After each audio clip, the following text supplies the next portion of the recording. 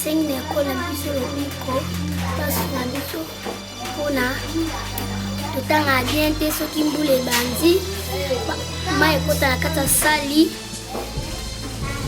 bafuta baenseignant batangisa biso za mposa babiki ya basaki obongisa biso ekole sali na biso na batableau soki mbula ebeti topakotanga te baérosion bana ebele bama ekotaka.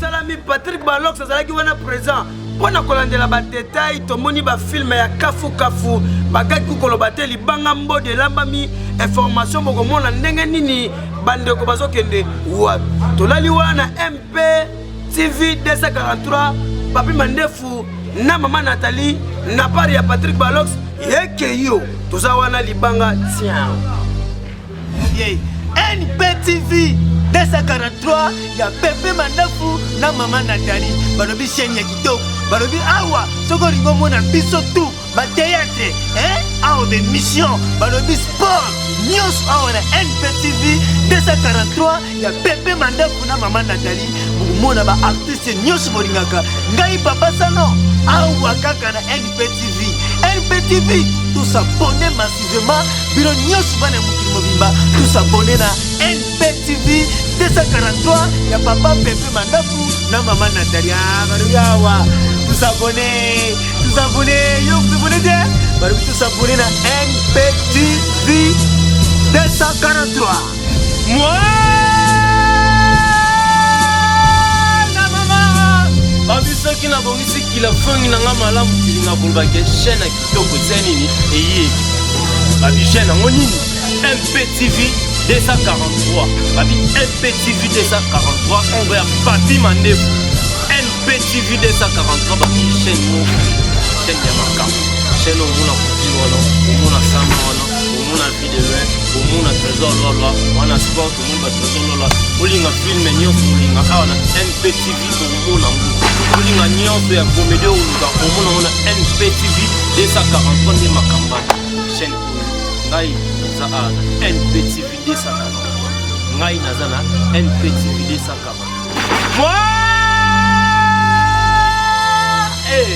na bae beso sakayo bana mputu bana partout beso sakayo beso sakanki chaîne na benu ya Nilon NPTV 243 kwa kuna NPTV 243 baba gwega mbote baba filme mosi ya Tintunga bemission kutu bave geza bakulu na yo ai bezo kinga bezo bakulu na chaîne sabe ngo bapima tavanda pana donc chaîne ya mama Nathalie na mama Pepe Mandafu donc mama Nathalie na papa Pepe Mandafu kwa ko makambo mbote kele ba wa ba mocha ndino ake pakula kana ya dibabu jale pepe oke tula kaya dibasi leve e papa na berni o plaka ya dete be mukeze kaya mosi manzaka ya maboko na mapulu na meno na mungu sange ke bosopong mama Nathalie tena simplicité kuluta ina ba mamelo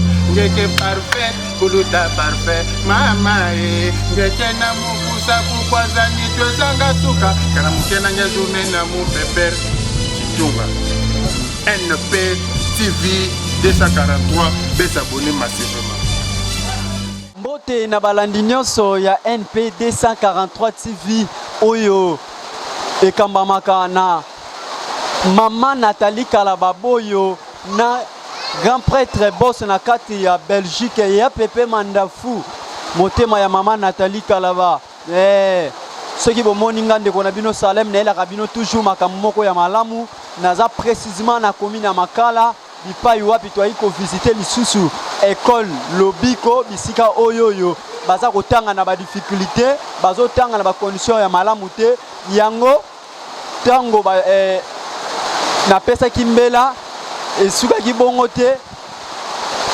Fondation Foraya evandaki kimia te na motema malamu oyo bazalaka nango balobi ba visiter école oyo et puis basunga bango tina suka yango bakitaki sur terrain pour ba visiter école lobiko ba condition bana bazotanga na yango bazotanga na ba difficulté makasi vraiment yango toza awa sur le terrain bokomona ba image bino moko rien à dire vraiment eza pasi pe mawa ba difficulté eza belé yango na sengi na fondation Foraya fondation ya bana mboka fondation au monde entier topé Kinshasa topé Afrique ezotiela motema yango bofungola motema to motema mawa lokola bozalaka nango déjà bosunga école oyo vraiment na ba difficulté na ba besoin oyo bazala ngo ekozala malamu mingi vraiment mingi ya koloba ezate to vivre ba événement to vivre ba visiteur ya fondation Foraya bisika bakitaki sur le terrain na école lobiko pona koya ko visiter bana na ba condition oyo bazotangela vraiment eza malamu te nako kosuka boyete pe nako kokabwana bino boyete sake na pesa bambote na pesi bambote na nga epaya honorable ya pepe mandafu boss na kati ya Belgique bambote na yo motema malamu na yo yango pe kosunga fondation kosunga école oyo Maman Nathalie Kalaba o bazobenga Maman NP 243 TV Maman Nathalie Kalaba yo pe motema malamu oyo ozalaka nango continuer boye mame kozala malamu mingi sans oublier la fondation Foraya vraiment merci na badon to pe na motema malamu oyo ozosala merci pe na visite na yo oyo zo visiter na bandeko nyonso o baza na ba difficulté pe ozo sunga yesu na visite mais ozo sunga boyende ezalaka boyende nzamba zo pambola fondation Foraya boyende ezalaka vraiment nzambe abakisela bino ya ebele na fondation Foraya mingi ya koloba ezate to vivre ba visiteur to pe visiteur ya fondation Foraya ndenge ba kotala école lobiko to kozongela bino après merci à suivre. Makambo nanga komisango ya ye yango nga na kobanga ata mokolo moko te ata likambo ye na lolenge nini na dimension nyonso nayebi te mosikoli na ngai atelemaka kaka moto asuka alleluya asitwa isi Christian V yo kende na kuna so basisi oyo yako ye même na bureau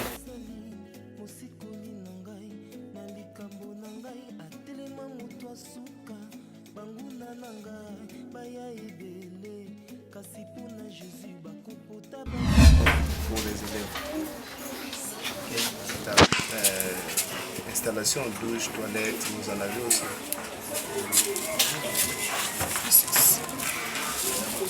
Est-ce qu'on peut prendre aussi des images?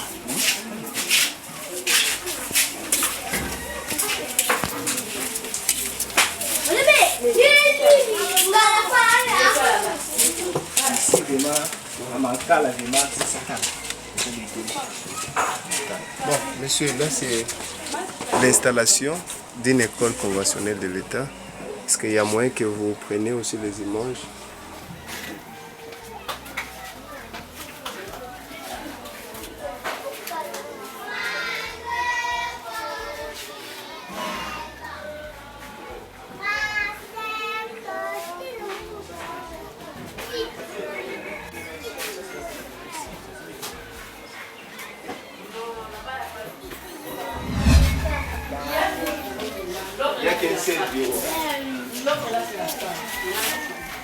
Ça, c'est des salles. Donc on a mélangé la salle et les bureaux.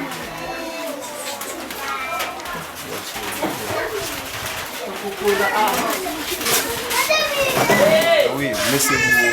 Venez. Vous avez dit que...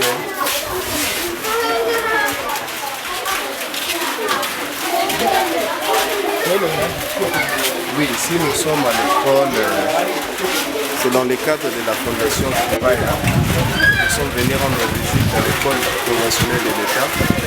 D'ailleurs, vous verrez ça dans les images que l'école elle a pratiquement dans un état très catastrophique.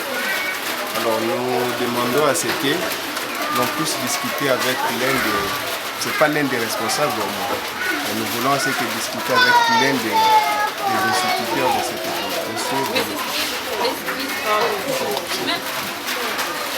Vous dites vous puissiez me parler, qu'est-ce que vous en avez besoin comme préoccupation comme fonctionnement pour que l'école puisse fonctionner. Il faudrait croire qu'est-ce que la Fondation Fouraya puisse vous octroyer comme don. Ici, parce que ici c'est le lieu de l'éducation. Nous avons vraiment beaucoup de difficultés. Comme quoi, madame, essayez quand même de le dire. Il n'y a pas de bancs. Donc, et puis le milieu ici, vraiment, c'est limite. Les parents manquent même de l'argent pour payer. Donc, nous n'avons pas de moyens. Nous demandons, en tout cas, à la Fondation Fouraya de nous aider. Est-ce qu'il n'y a pas moyen que vous nous ameniez même 4 élèves qui puissent au moins parler qu'est-ce qu'ils ont comme besoin afin que la Fondation Fouraya puisse les aider? Parce que nous, notre mission, ça consiste essentiellement, c'est une Fondation Fouraya. C'est une fondation des Congolais, comme vous et moi, nous sommes des Congolais. Alors la fondation, principalement, elle veut uniquement assister l'école, j'ai oublié le nom de l'école. Oui. La Fondation Fouraya, elle veut assister l'école de Biko dans des éléments très préliminaires, entre autres. Nous remarquons que non, il n'y a pas vraiment de bancs. Vous manquez aussi les craies, vous manquez aussi les tableaux, même les bureaux. Nous avons regardé les bureaux, c'est vraiment très compliqué, mais aussi l'installation. Vous voyez un peu. Alors, c'est que nous avons retenu. Alors, s'il y a moyen que vous puissiez nous appeler même 4 élèves, ils puissent parler, qu'est-ce qu'ils ont comme préoccupation.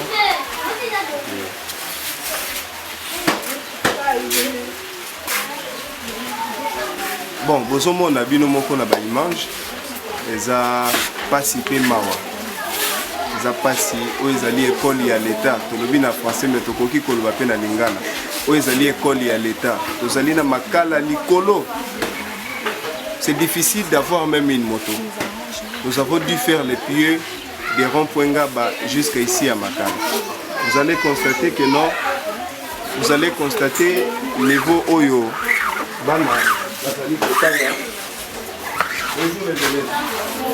Vous allez bien?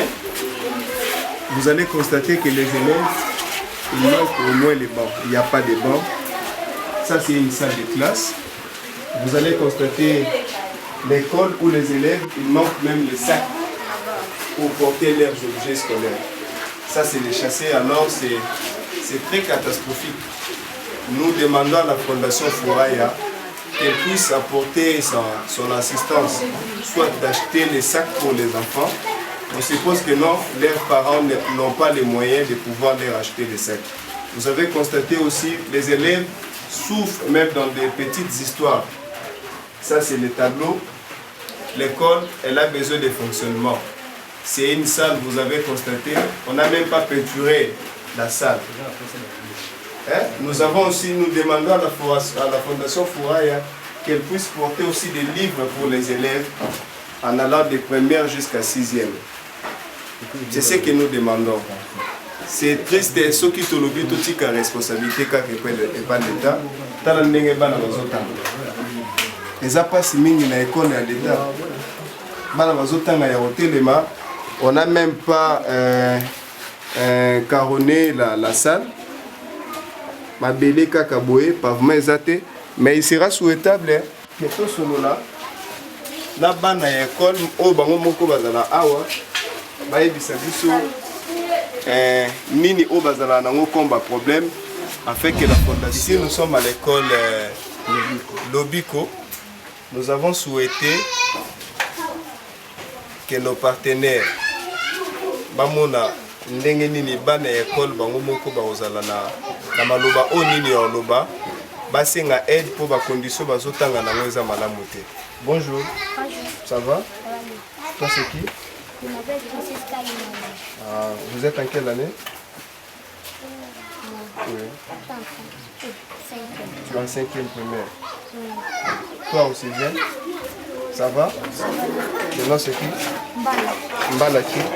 Mbala Matefeli. Vous êtes en quelle année? 5e. Bon, Oezali Bana 5e. Alors, qu'est-ce que vous avez ici comme difficulté? Qu'est-ce qui vous manque ici? Il nous manque les bancs, Oui. les crayons, même les tableaux aussi, on manque. C'est vrai. Est-ce que vous avez aussi les cahiers? Oui, on manque aussi des cahiers. Les cahiers et les sacs? Ouais. Oui. Messieurs, qu'est-ce que vous avez comme difficulté ici? On a la difficulté de ciment, Oui. et les livres, Oui. les sacs, Oui. les cahiers. Oui. Alors, qu'est-ce que vous demandez à la Fondation Fouraya? Ils nous achètent des cahiers, des livres, des bancs, des tableaux. C'est fini. Monsieur, qu'est-ce que vous demandez à la Fondation Fouraya qu'elle puisse vous assister en quoi?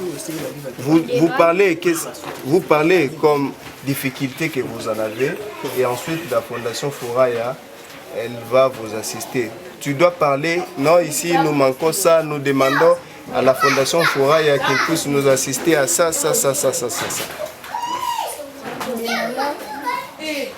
À la Fondation Fouraya. Demandons à la Fondation Fouraya. Mais ils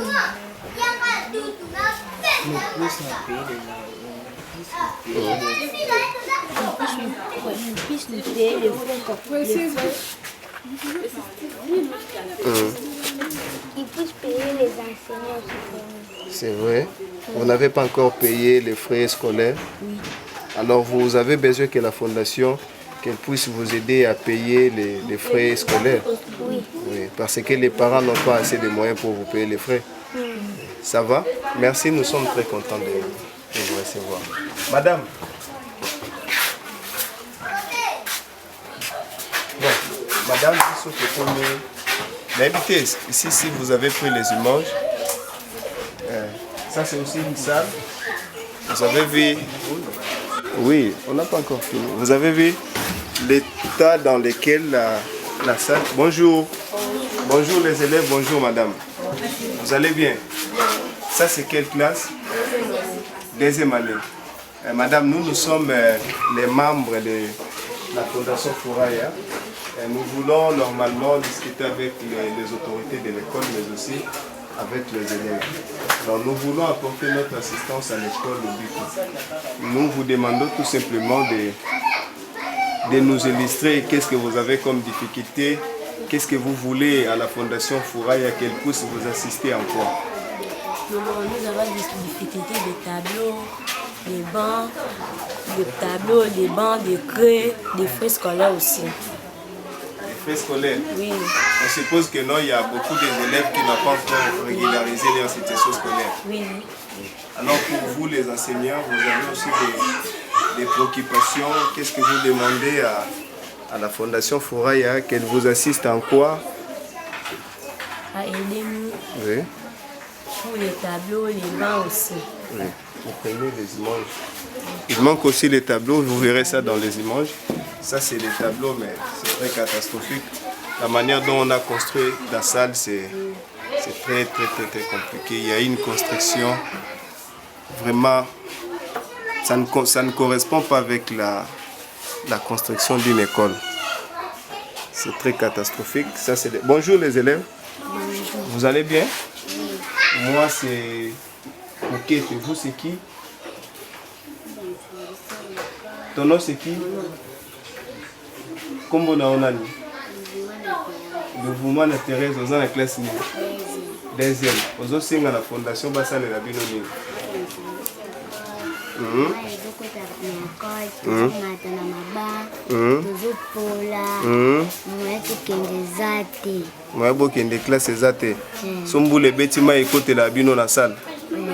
Ça va, merci Tokoya. Venez, on va prendre. Attention.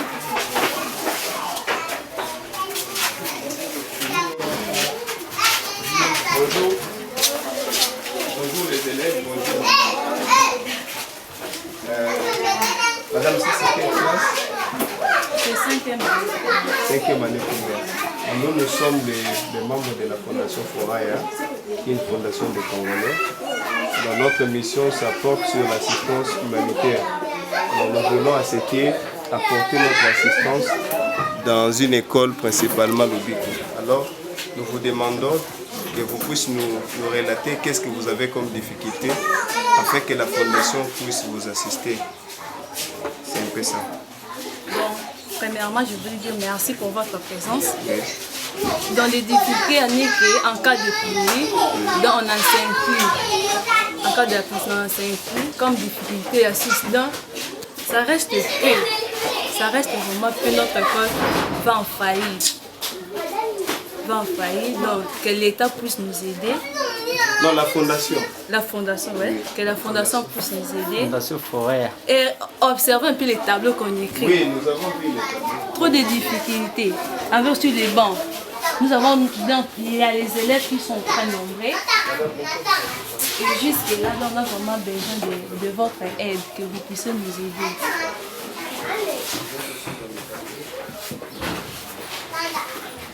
Observez comment est la salle, les toiles, tout comme ça.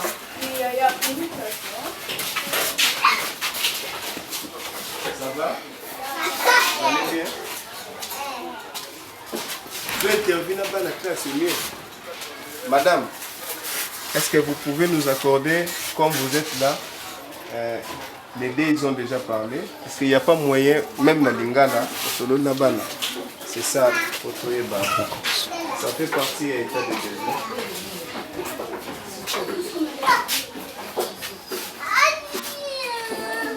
Madame, il y a ça, bana na biso ba meka ko ba o baza na ko difficulté, vous trouvez une école, tout ce que vous avez bien comme difficulté, parlez.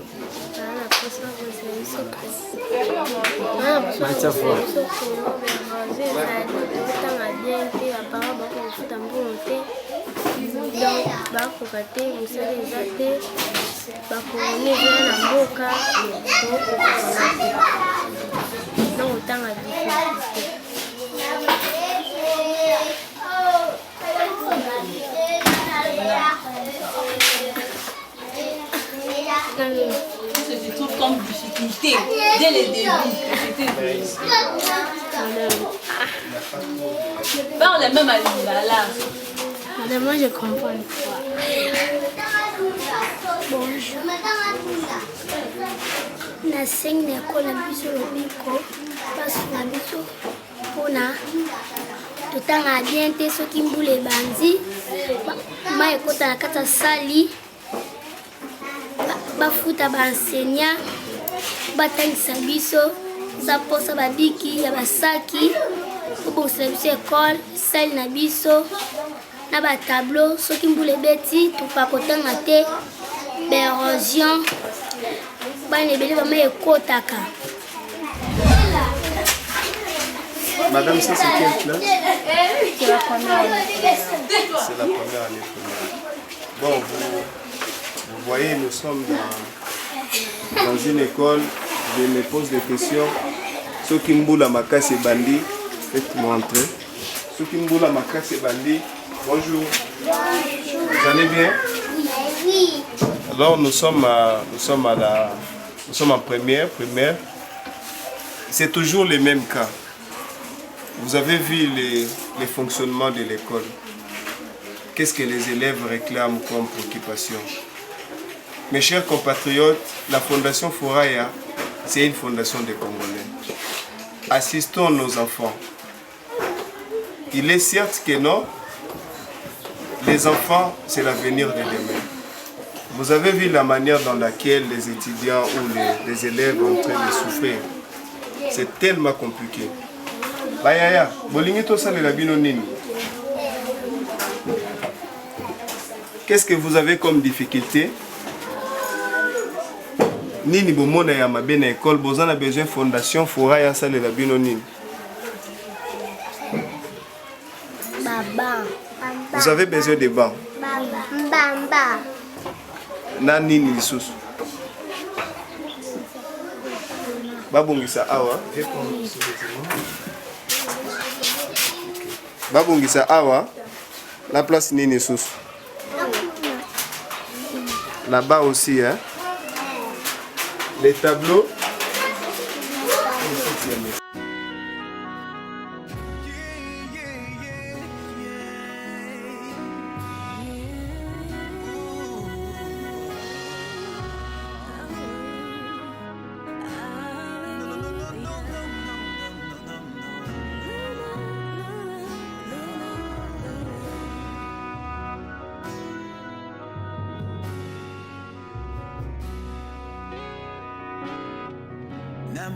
motema nanga mobimba nakotalela yo atako minyoko mpe pasi nga nayebise yo atako mokili ebi nga nakombanga te oyo nde nzambe nanga ongamba ye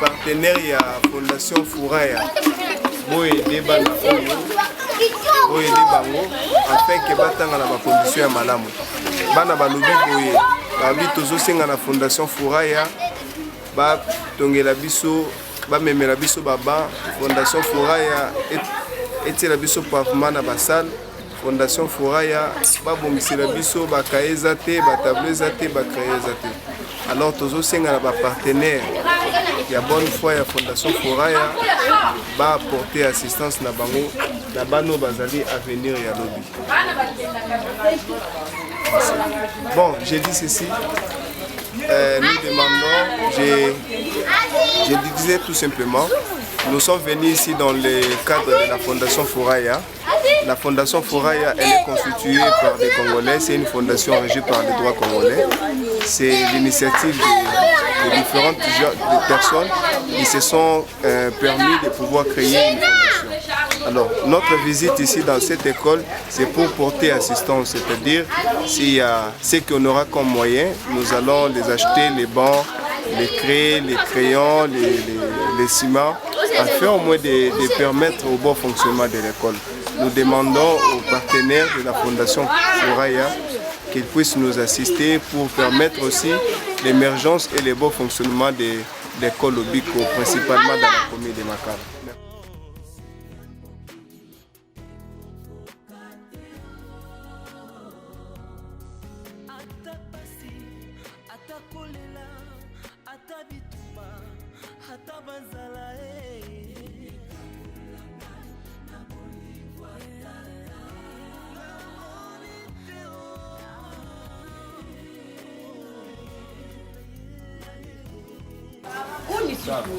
Ok, malheur. Ça va, merci. Costume.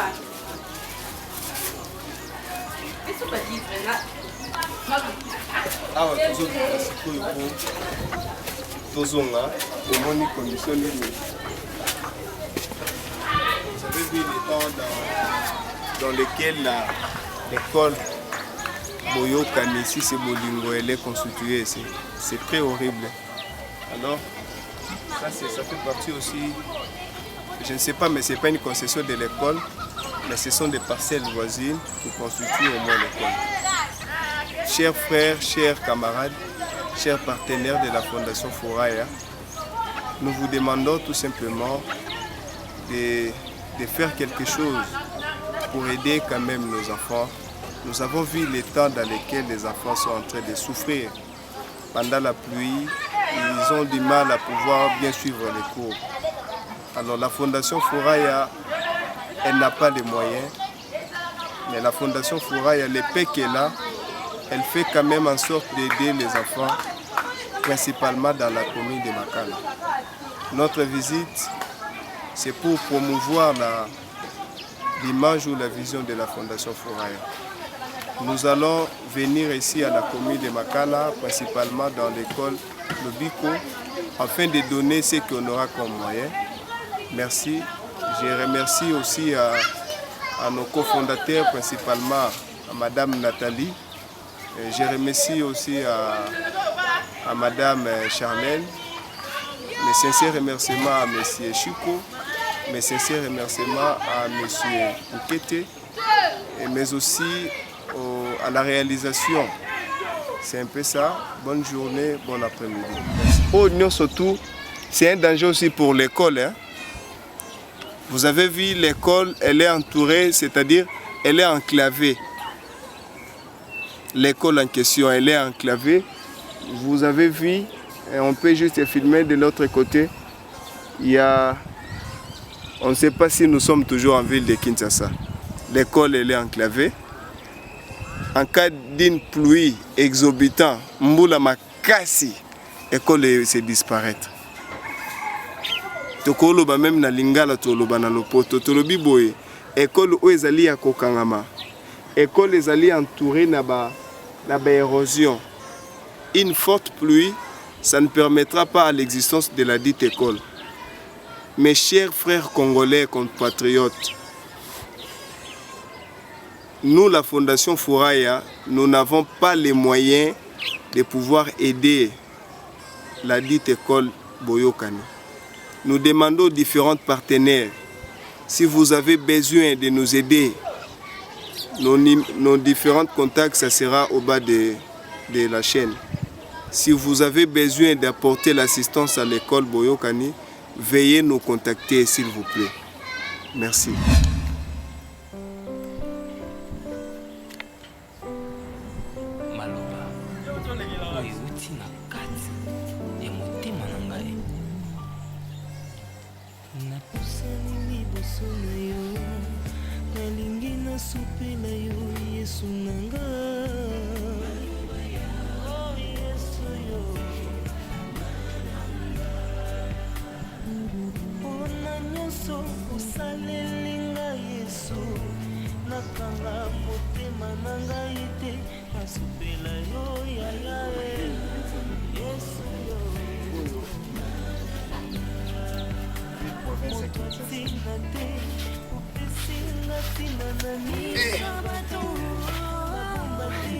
Congo.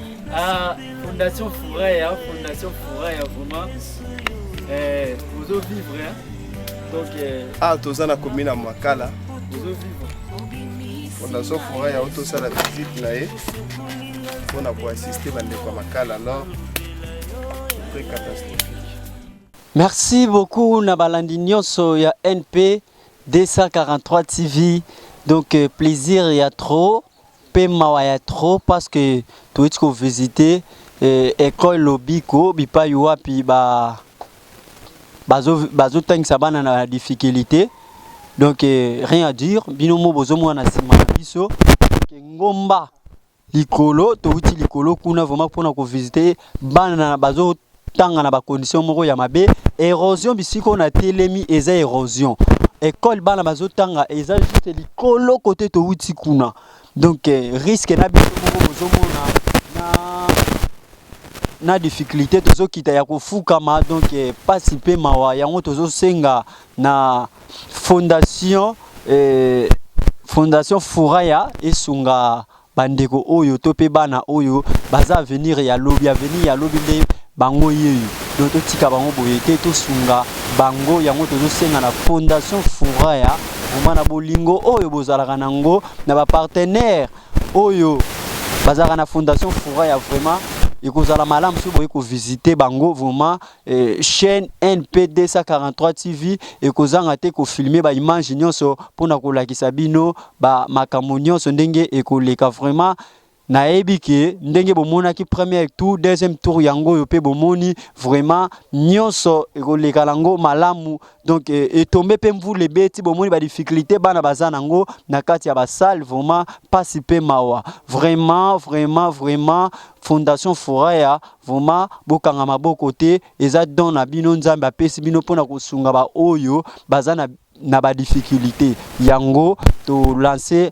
appel oyo na Fondation Foraya vraiment bosunga bandeko oyo ezala mbala liboso pe ya suka te vraiment bofungola mitema ndenge nzambe azopesa bino ya muke wana balobi ya muke oyo bazopesa bino nzamba azopesa bino yango wana pe bokabola yango pe na batu nzambe nde mutafutaka batu vraiment na esalinga pasi pe esalinga pe esengo parce que tomoni visite na bino pe na école lobi ko ndenge boye ko visiter école oyo esali pe plaisir makasi na bandeko nyonso ya NP 243 TV vraiment esali bango sai donc tikana pesa bambote na ngai et pas ya grand prêtre boss na kati ya Belgique ya Pépé Mandafu vraiment prêtre na kati ya Belgique et pourquoi pas Maman Nathalie Kalababoyo bazobenga Mama 243 TV donc bambote na yo mama bambote na yo vraiment merci pe na musala malamu merci na bolingo zalaka nango pe na motema malamu oyo zalaka nango epa ya bana na yo merci confiance wana ezalaka toujours vraiment merci pe na babone na biso nyonso ya ona ba toujours bo s'abonner massivement vraiment ni par ailleurs nyonso ezoleka partout na monde bo vivre yango awa na NP 243 TV. Merci pe na babone na biso bo s'abonner massivement parce que biloko mususu ya sikato pe ya bien ezoya. Merci beaucoup. Tomokutani mikolo mi izaliko ya à suivre.